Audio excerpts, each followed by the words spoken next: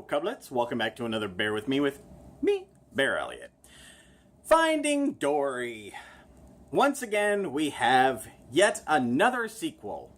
It seems that Pixar's kind of going down that 90s Disney route with producing a lot of sequels to their hit classics.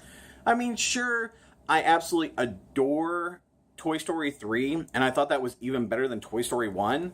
And they have been producing some interesting movies like that Good Dinosaur one, which I was not a fan of. Well, Finding Dory, I liked Finding Nemo, the first one. Now, Finding Dory is part 2 of Finding Nemo. And basically what I'm left with is, did this movie really need to be made? Or was this just like hooking on to Ellen's huge popularity and everybody loves her and these characters are memorable, so let's bring them back. But did they really need to come back? I don't think they did.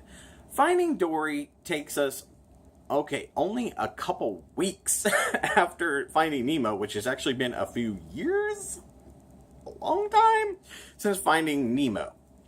And it's all about Dory finding her parents. And as we all know, Dory has short-term memory problems. And I thought in the original, which I thought was a little bit more interesting, that this was a product of her particular fish species.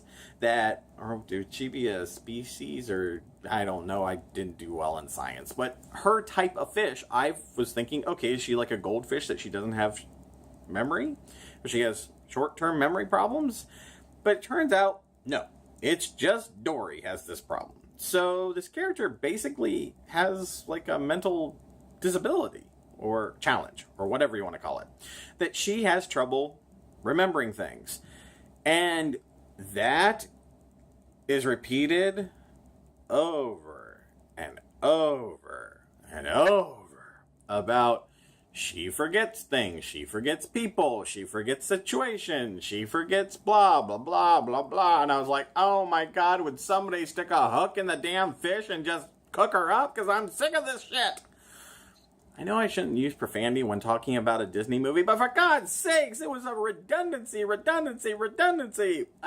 was so freaking boring. And that's hard for me to say because I do have that chip that Disney implanted into my head when I worked for them that I'm supposed to love everything Disney, but I really did not like this movie. I thought it was boring. And it was nice to see some of the characters come back, like Nemo and Merlin, or Marlin. I think it's Marlin, not Merlin. Marlin. And I was like, oh. Now, there was one scene that I was like, okay, it's supposed to be this emotional, oh my gosh, how sad. And it's where Dory thinks that she's this whole thing about following seashells, that she's following shells to, well, number one, she thinks her parents are dead because that's what all the other fish said, that they went to go find her when she wandered off, that they think that the parents never came back. So, okay, out of sight, out of mind, the parents must be dead.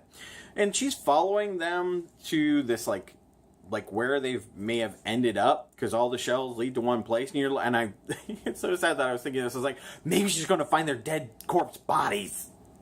I know, that's really sad that I thought that about this movie, but I just was so bored. And they introduced some new characters, and I thought that the squid was humorous in parts, but even he was just repetitive. He wanted to end up in Cleveland. No offense, Cleveland, but who the hell really wants to end up in Cleveland?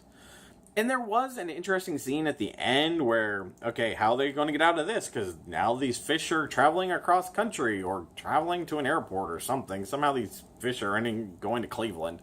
And how are they supposed to end up there? And that was kind of interesting. But nothing really grabbed me about this movie. I thought it was just overall boring.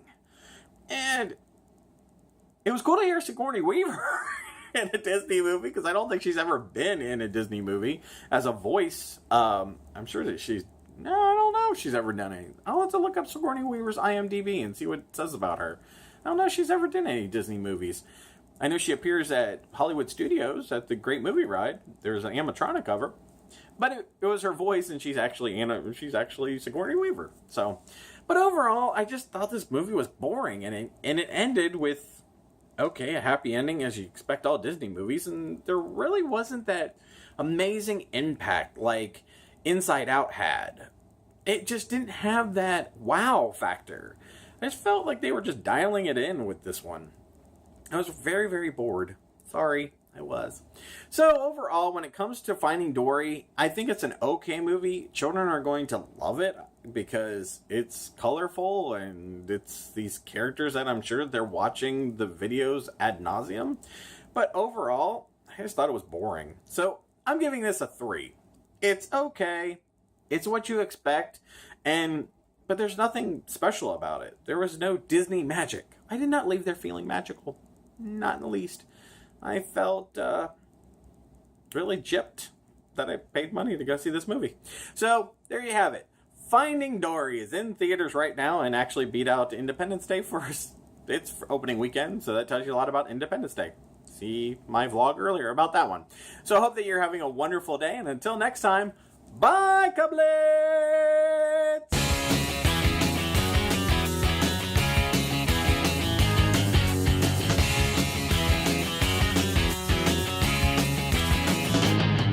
I could go out in the darkness, see you calling my name. I hear you shouting, hear you calling, but it's not the same. Every word that you are throwing right into my back doesn't matter to me, cause I'm keeping my track. Let me go, let me go.